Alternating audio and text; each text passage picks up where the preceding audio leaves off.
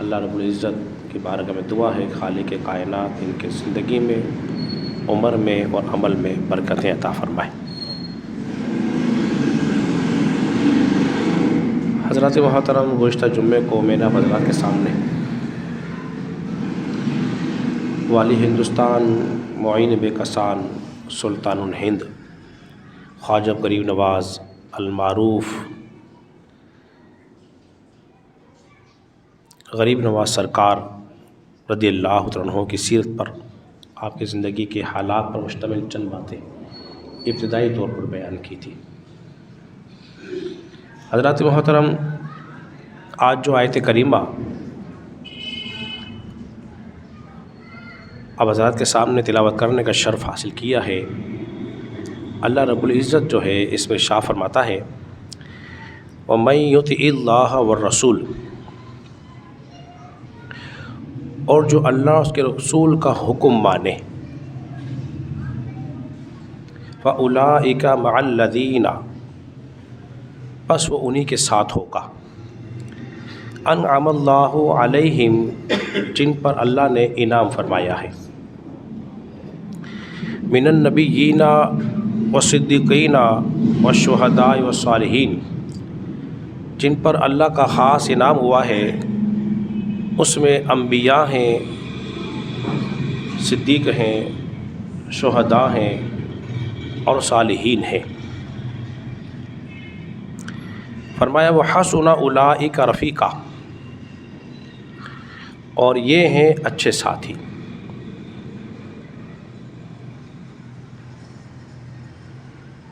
جن کی دعا ہم ہر نماز کے اندر مانگتے ہیں، کہتے ہیں اللہ ہمیں سیدھے راستے پر چلا،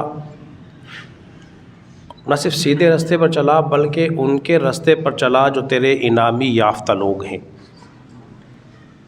اب اللہ رب العزت نے ان انعامی یافتہ لوگوں کا پتہ ہمیں بتایا ہے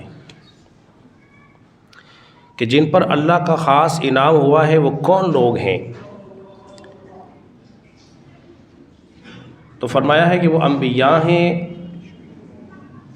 وہ صدیقین ہیں، وہ شہداء ہیں، وہ صالحین ہیں۔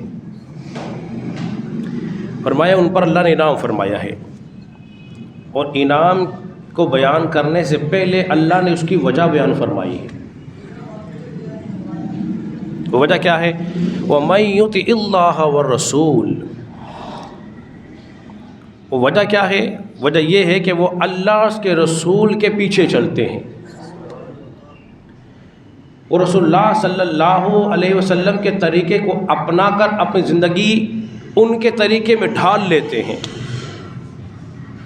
جب وہ اپنی زندگی ان کے رنگ میں رنگ دیتے ہیں تو اس کے بعد اللہ ان پر انعام فرما دیتا ہے۔ انعام ایسے نہیں مل جاتا کہ از خود مل گیا، اس کے لیے بڑی محنت، بڑی مشقت کرنی پڑتی ہیں۔ تو اللہ فرماتا ہے جو میرے محبوب کے رنگ میں رنگ جائے گا میں اس پر اپنا انعام کر دوں گا۔ اور پھر فرمایا اس کے بعد وَحَسُنَ أُولَٰئِكَ رَفِیقًا، انعام بھی کروں گا اور ایک سند بھی دوں گا۔ اب سند بھی دے دی، وہ کیا ہے کہ یہ ہیں اچھے ساتھی، یہ ہیں انعام یافتہ لوگ۔ اب جس کو انعام پانا ہو، جو چاہتا ہے مجھ پہ بھی رنگ چڑھ جائے، تو ان لوگوں کو چاہیے ان کی صحبت اختیار کر لے تو ان پہ بھی رنگ چڑھ جائے گا۔ قرآن مجید فرقان حمید میں ایک بات اللہ نے اور ارشاد فرمائی ہے۔ دیکھیے ابھی کیا فرمایا، اس بات کو ذہن میں رکھیے گا، وَحَسُنَ أُولَٰئِكَ رَفِیقًا، یہ اچھے ساتھی ہیں، اس کو ذہن میں رکھیے۔ اللہ نے ایک مقام میں ارشاد فرمایا كُنتُ خَيْرَ أُمَّةٍ اخرجت للناس، تم بہترین امت ہو، جتنی بھی امتیں ظاہر ہوئی ہیں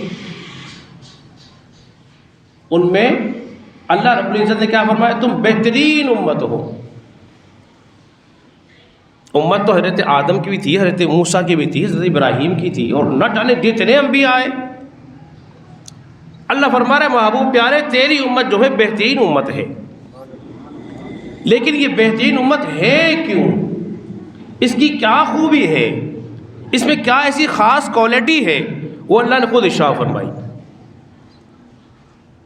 اس کے بہترین ہونے کی وجہ بھی رب بیان فرما رہا ہے، وہ کیا ہے؟ اللہ نے ارشاد فرمایا تأمرون بالمعروف وتنہون عن المنکر۔ اس کی بہترین ہونے کی وجہ یہ ہے کہ یہ جو ہیں اچھائی کا حکم دیتے ہیں اور برائی سے روک دیتے ہیں۔ یہ اچھائی کا حکم دے رہے ہیں اور برائی سے روک رہے ہیں، تو یہ امت مصطفیٰ کی خاص خوبی ہے جس کی بنیاد پر اللہ رب العزت نے فرمایا تم بہترین امت ہو۔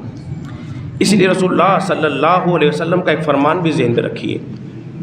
اس فرمان کو بیان کرنے سے پہلے ایک بات بھی ذہن میں رکھ لیجیے، وہ یہ ان کی صحبت بھی اچھی، ان کا طریقہ بھی اچھا، ان کا دین بھی اچھا، اس لیے کہ ان کا طریقہ کوئی نیا طریقہ نہیں ہے، رسول اللہ کا طریقہ ہے۔ بعد نے جو کہا کہ باباؤں کا دین کچھ اور قرآن و سنت کا دین کچھ اور، ایسا نعرہ لگانے والے ہیں موجود۔ کوئی تمہیں ڈاکٹر کی صورت میں مل جائے گا، کوئی تمہیں انجینئر کی صورت مل جائے گا۔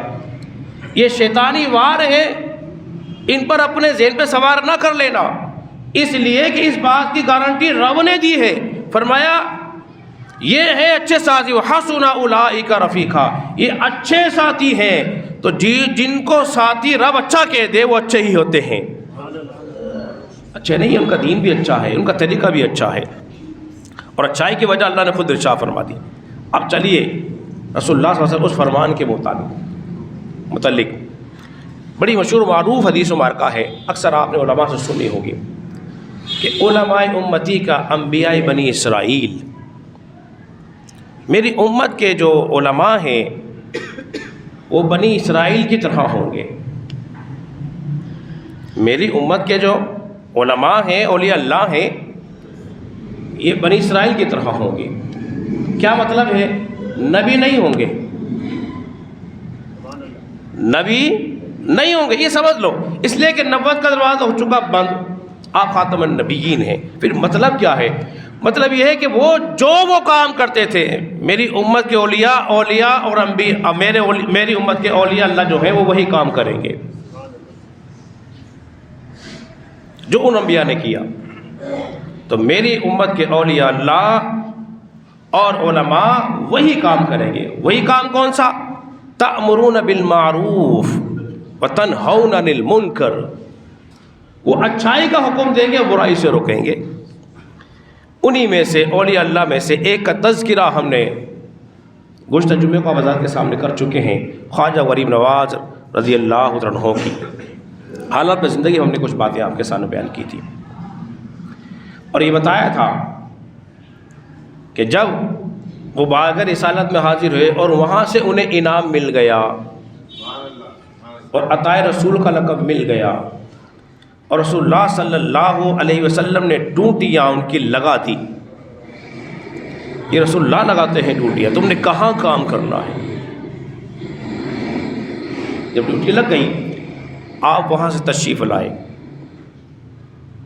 اور یہ بھی آپ سن چکے ہیں ان کی نگاہ کہاں تک کام کرتی تھی، ساتوں زمین عرش معلیٰ تک ان کی نگاہ، ان کا دل بھی روشن تھا۔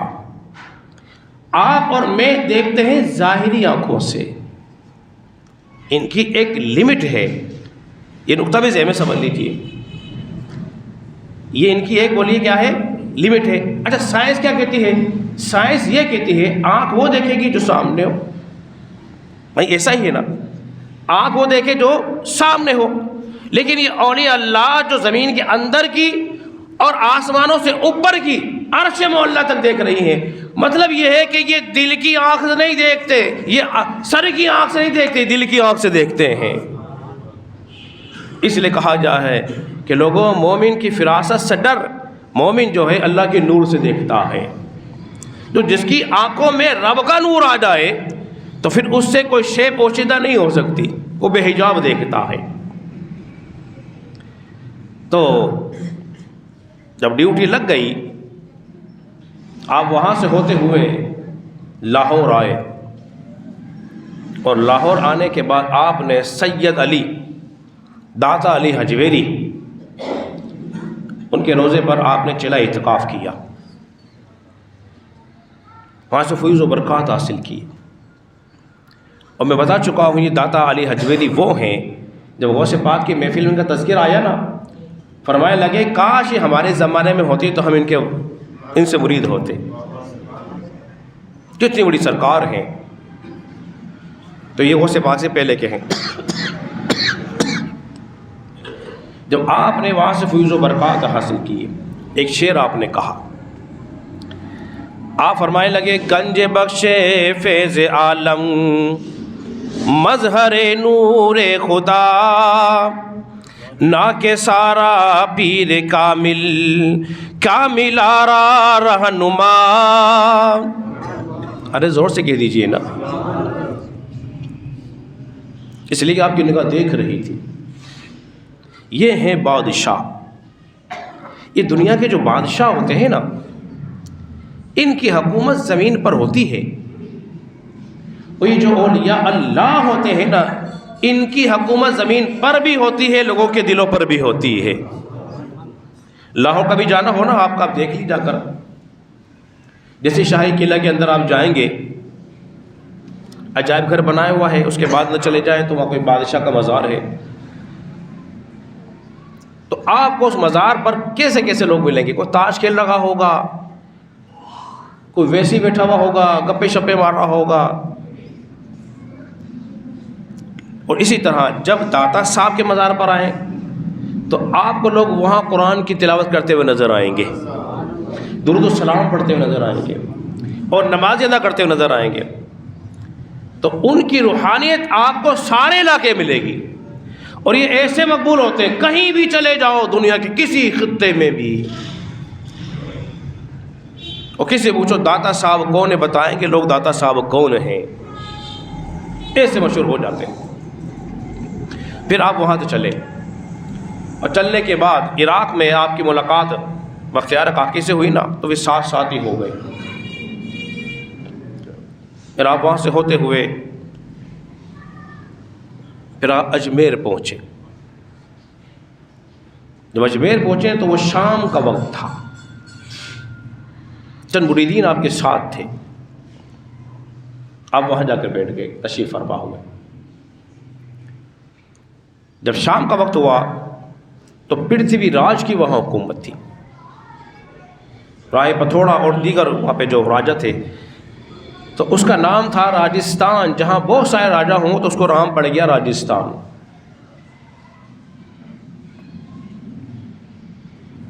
جب آپ شام کو آئے نا تو راجا کے اہلکار آ گئے. اس نے کہا بابا جی کھڑے ہو جاؤ، آپ یہاں نہ بیٹھیں، یہاں تو بادشاہ کے اونٹ بیٹھتے راجا کے. آپ نے فرمایا کہ اللہ کی بہت بڑی زمین ہے، اونٹ کہیں بھی جا کے بیٹھ جائیں گے.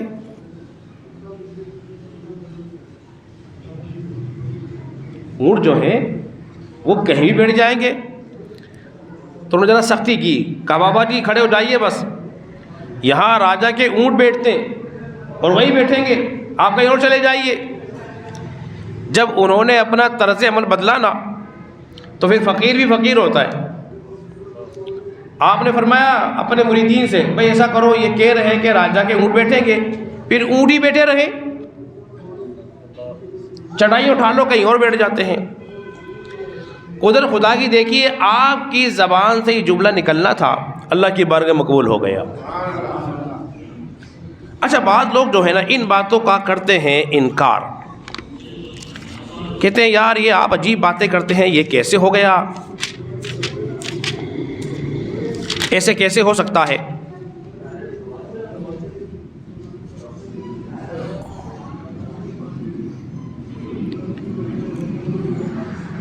ایسے کیسے ہو سکتا ہے؟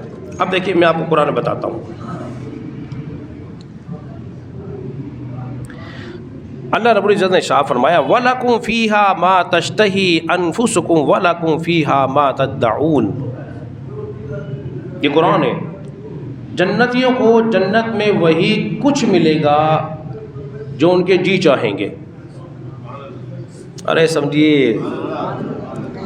جنتیوں کو جنت میں وہی کچھ ملے گا جو ان کے جی چاہیں گے. بس ان کے دل میں خیال آئے گا وہ چیز حاضر ہو جائے گی. یہ جنتی کو مل جائے گی کوالٹی، یہاں کہے گا اور وہ چیز تیار. تو کوئی جنت میں جانے کے بعد خدا نہیں ہو جائے گا، جنت میں جانے کے بعد کوئی بولیے خدا نہیں ہو جائے گا، بس اللہ کوئی خوبی عطا فرمائے گا. تو یہ جنتی کو ملے گی خوبی جنت میں، لیکن بعض اولیاء اللہ ایسے ہوتے ہیں جن کو یہ خوبی اللہ دنیا میں عطا فرما دیتا ہے، ان کو یہ خوبی دنیا میں عطا فرما دیتا ہے. وہ کہتے ہیں ہو جا تو پھر ہو جاتی ہے. آپ نے فرمایا ٹھیک ہے بھائی، راجا کے اونٹ بیٹھے ہیں تو پھر راجا کے اونٹ ہی بیٹھیں گے. آپ یہ جملہ کہہ کر وہاں سے اٹھ گئے، چل دیے. صبح ہوئی، مختصراً یہ کہ ان کے جو اہلکار تھے وہ آئے اٹھانے کے لیے اونٹوں کو، لیکن اونٹ اڑتے نہیں تھے. بڑا مارا کوٹا، جو جانور اپنے مالک سے ہوتا ہے مانوس، اس کو دیکھتے فوراً کھڑا ہو جاتا ہے. لیکن ایسا معلوم ہو رہا تھا جیسے اونٹوں کو کسی نے زمین سے پکڑ لیا ہو. پکڑ لیا ہو، کس طرح پکڑ لیا ہو؟ تمہیں ماضی میں لے جاؤں. جب سراقہ چلے نا رسول اللہ کے پیچھے، آپ جا کے ہجرت کی رات، تو 100 اونٹ کا لالچ تھا، تو سراقہ میں نے کہا چلو قسمت آزما لیتا ہوں، حضور کے پیچھے پیچھے ہو جاؤں. جب قریب آئے نا، حضور نے فرمایا اے زمین سراقہ کو پکڑ لے. تو ان کا گھوڑا جو تھا نا زمین میں دھس گیا، پکڑ لیا. یہ ہے اختیارات مصطفیٰ، یہ ہے اختیارات مصطفیٰ. جنہوں نے کہا نبی کے چاہنے سے کچھ نہیں ہوتا، اور تمہاری سوچ ہے، دیکھو نبی کے چاہنے سے کیا ہو رہا ہے. تو دیکھا نا تو کہنے لگے یار بابا جی نے جادو کر دیا ہے، اگر یہ نہ اٹھے اور کھایا پیا نہ تو ان کی جان چلی جائے گی. تو لہذا جب انہوں نے راجا کے پاس جا کے شکایت کی کہ ایک بابا جی آ گیا ہے، اس نے کہا تو اٹھتا ہی نہیں. اور راجا نے جا کے کہا بھائی بابا جی سے معافی مانگو جاؤ. انہوں نے کہا بابا جی معاف کر دو. آپ نے فرمایا جہاں ہمارا جی چاہے گا وہاں بیٹھیں گے. بولا ٹھیک ہے بابا جی، انہیں تو آزاد کرو. آپ نے فرمایا جس کے حکم سے بیٹھے تھے نا، کہو اس کا نام لے کے کھڑے ہو جائے تو کھڑے ہو جائیں گے. اٹھ کھڑے ہو گئے. یہ پہلی کرامت آپ کی ہندوستان کی زمین پہ مشہور ہوئی. تو پھر وہاں ایک تالاب تھا جسے آنا ساگر کا تالاب کہتے ہیں. وہ ان کے ہاں بڑا مشہور معروف تالاب ہے، بڑا پاکیزہ ہے. جس طرح آج ان کے یہاں بھی گنگا ہے، گنگے میں لوگ ڈبکی لگاتے ہیں، سوچتے سارے گناہ دھل جائیں گے، تو وہاں بطور برکت کے لیے جایا کرتے تھے. تو آپ وہاں سے جو نا وضو کا پانی لیتے، وضو کرتے، اور پھر آپ نے فرمایا بختیار کا کہ کھڑے ہو جاؤ اور اذان دو. اب کفر کی زمین پہ پہلی اذان جو تھی وہ گونج رہی تھی. جب اذان کی آواز گئی اور گونجی کلی فضا کے اندر، تو لوگ دیکھتے ہوئے حیران ہو گئے کہ یہ کس کی عبادت کر رہے ہیں. ہم جب اپنے بت کے آگے سجدہ کرتے ہیں تو ہمارا خدا ہمارے سامنے ہوتا ہے، اور یہ نہ جانے کس کے آگے جھک رہے ہیں. تو لوگوں نے شکایت کی اور کہا راجا کو سخت قدم اٹھا، ایک فقیر بابا آ گیا ہے اور وہ ہمارے تالاب کا جو پانی ہے اس کو ویسٹ کرتا ہے، خراب کرتا ہے. تو لہٰذا اس پہ پابندی لگائی جائے کہ ہمارے یہاں سے پانی نہ لے. تو راجا جو تھا نا باتوں میں آ گیا، جو حکومت تھی نا وہ سمجھ رہا تھا کہ ایسی بابا جی کو میں ڈراؤں گا دھمکاؤں گا اور یہ چلے جائیں گے. اس نے ڈرایا دھمکایا، فرمایا ہم یہاں سے جانے کے لیے نہیں آئے، رہنے کے لیے آئے ہیں. سنجر میں ان کی پیدائش، اور یہاں آئے ہیں. فرمایا یہاں سے ہم ایسے نہیں آئے، کسی حکومت سے آئے ہیں.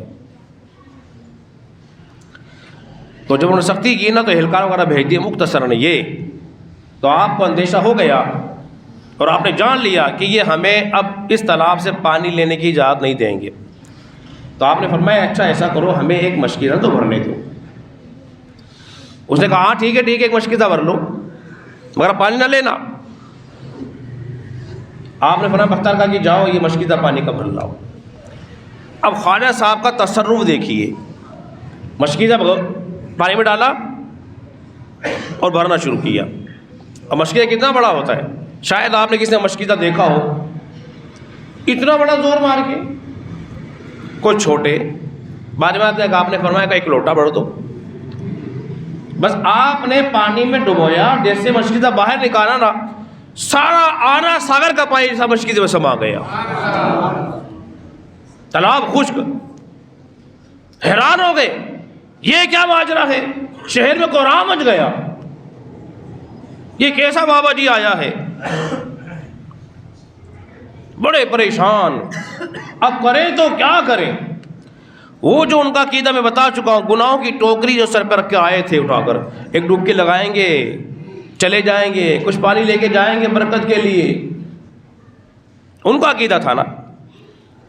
لیکن ہمارے یہاں تو ایک پانی ہے آب زمزم ہے، جس میں نہاتے بھی ہیں، غسل بھی کر لیتے ہیں، اس کا پانی پیتے بھی ہیں. یہ ہے پاکیزہ پانی. لیکن ایک پانی وہ تھا جو رسول اللہ کی انگلیوں سے جاری ہوا تھا. وہ خوش نصیب صحابہ وہ تھے جنہوں نے رسول اللہ کی انگلیوں سے نکلا وہ پانی پیا تھا. آب زمزم ہر ایک نے پی لیا ہوگا یا پی لے گا، مگر وہ پانی سوائے ان صحابہ کے 1500 کسی اور نے نہیں پیا ہوگا. تو صاحب اس نے کیا کیا؟ اس نے کہا کہ بھائی ٹھیک ہے ایسا کرو. اب اس نے کہا ٹھیک ہے آپ یہاں سے پانی لے لینا، لیکن اس کو تو جاری کرو، یہ پانی تو چلے. پھر آپ نے کیا کیا دیکھو ذرا، دریا نیل بھی خشک ہو گیا تھا نا. ارے بولیے نا سبحان اللہ. دریا نیل بھی خشک ہوا تھا. لوگوں نے شکایت کی تھی فاروق اعظم کے پاس، رکا لکھا تھا عمرو بن عاص میں، کریں تو کیا کریں. فرمایا میرا رکا لکھ کے ڈال دینا. یہ نہیں کہا فاروق اعظم یہ دریا نیل آپ کی کون سی زبان پڑھ لے گا، اس کو کون سا خط پڑھنا آتا ہے. آپ نے فرمایا پڑھنا آئے نہیں ہے تمہارا کام ہے ڈالنا. حضور نے فرمایا میرے 2 وزیر آسمانوں پر ہیں، 2 زمین پر ہیں. 2 وزیر جو آسمانوں پر ہیں وہ جبریل ہیں اور میکائیل ہیں، جو زمین پہ 2 وزیر ہیں ابو بکر اور عمر ہیں. بس رکا ڈالنا تھا، جاری ہو گیا. جب انہوں نے معافی مانگی نا، ٹائم بہت مختصر رہ گیا میرے پاس، فقط 2 منٹ رہ گئے صرف. تو آپ نے بختیار کاکی سے کہا ٹھیک ہے بھائی ایسا کرو، جو پانی بچ گیا ہے نا وہ ہمارے پاس، جس سے ہم نے وضو کر لیا، کچھ پی لیا، جو باقی موجود ہے پانی اس میں ڈال دو. اب وہ دیکھنے لگے یہ پانی آئے گا کہاں سے. بس آپ نے یوں لے کے پانی اڈیلنا شروع کیا، اڈیل رہا، اور وہاں زمین نے اپنا منہ کھول دیا. یا ارض ابلعی ماءک، اور زمین نے اپنا منہ کھول دیا. جب پانی آیا تھا نا تو نوح علیہ السلام کے زمانے میں اتنا پانی آسمان سے بھی آیا زمین سے بھی نکلا تھا. وہ چولہا پکانے کا جو تندور ہوتا ہے اس میں سے بھی پانی ابال آیا تھا. یہ اولیاء اللہ کا تصرف ہوتا ہے، جب جی چاہے تصرف کر لیں. تو اس کرامت کو دیکھ کر ہزاروں لوگ جو تھے نا وہ ایمان لے آئے تھے. اور اس کے ارد گرد جو تھے نا 150 مندر تھے، 150 گاؤں دیہات. ان میں بہت بڑا ایک مندر تھا جس میں بہت من و تیل اس کے اندر جلا کرتا تھا، جس کی پوجا پاٹ کیا کرتے تھے.